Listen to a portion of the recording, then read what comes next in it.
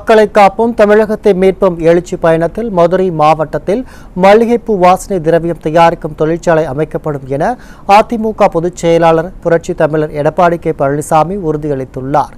இதையடுத்து புரட்சி தமிழருக்கு மல்லிகைப்பூ விவசாயிகள் நன்றி தெரிவித்து கூடைகளை பரிசாக வழங்கினர். பின்னர் விவசாயிகளுடன் நமது தலைமை செய்தியாளர் ஜெயக்குமார் நடத்திய நேர்காணலை தற்போது பார்க்கலாம். மதுரை என்பது மல்லிகைக்கு பெயர் போன ஒரு மாவட்டம். மதுரை மல்லிகைக்கு என்று ஒரு தனி மனம் உண்டு. புவிசார் குறியீடை அனைத்து இந்திய அண்ணா திராவிட முன்னேற்ற கழக ஆட்சியிலே வாங்கி கொடுக்கப்பட்டிருக்கிறது. எழுச்சி பயணம் மேற்கொண்டு வரக்கூடிய புரட்சி தமிழர் எடப்பாடி கே பழனிசாமி அவர்கள் விவசாயிகளுடைய கோரிக்கை ஏற்று மதுரை மல்லிகைக்கு என்று தனியாக சென்று தயாரிக்கக்கூடிய ஃபேக்டரி அமைத்து தரப்படும் என்று தெரிவித்திருக்கிறார்.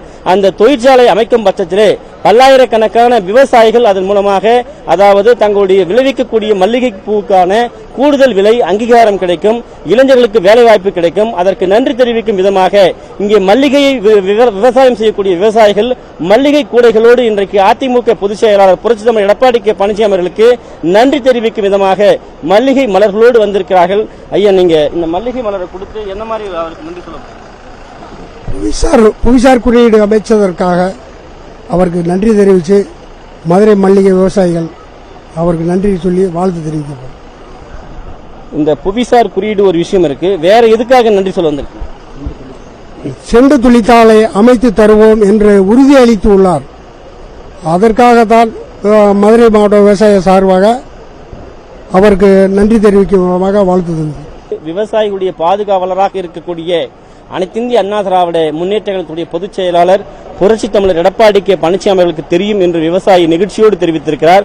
மற்றொரு விவசாயி மல்லிகை மலரோடு கூடையோடு தற்போது நிற்கிறார். ஐயா, எதற்கு வந்திருக்கீங்க, என்ன வாழ்த்து சொல்றீங்க? எங்களுக்கு விவசாயத்துக்கு இந்த மல்லிகைப்பூ எல்லாம் சேர்ந்து நாங்கள் நிலையூர் சம்பகுளத்துலேருந்து வந்திருக்கோம். நாங்கள் அந்த திருப்பன்ற தொகுதி இருக்கிற எல்லாருமே நாங்கள் விவசாயம் தான் பண்ணுறோம். இதுக்கு எங்களுக்கு செண்டு பேட்டி கட்டி தரணும். இதனால் எங்களுக்கு லாபம் ரொம்ப நஷ்டம் ஆகுது. இதில் நாங்கள் 10,000 போட்டோம்னா 5,000 தான் எடுக்க முடியுது. 5,000 வேஸ்ட்டாக போயிடுது. ஓர விலை கூடிக்கிறது, மருந்துக்கு இருந்து எல்லாமே கூடிக்கிறது. அதனால் நாங்கள் எதுவுமே தப்பிக்க முடியல. அதனால் எங்கள் தொகுதியில் செண்டு பேட்டி வந்தால் எங்களுக்கு 10 ரூபா லாபம் கிடைக்கும்னு நாங்கள் எதிர்பார்க்குறோம். அதாவது விவசாயிகளுடைய கோரிக்கை ஏற்று சென்று தயாரிக்கக்கூடிய தொழிற்சாலை அமைக்கப்படும் என்கிற ஒரு வாக்குறுதியை அனைத்து இந்திய அண்ணா திராவிட முன்னேற்ற கழகத்தினுடைய ஆட்சி 2026 விவசாயிகளுடைய ஆதரவோடு ஆட்சி அமைக்கிற பொழுது இதனை நிறைவேற்றப்படும் என்று எழுச்சி பிரச்சாரத்தில் பேசியிருக்கிறார். நியூஸ் ஜே செய்திகளுக்காக ஒளிப்பதிவாளர் சுபாஷுடன் கோ ஜெயக்குமார்.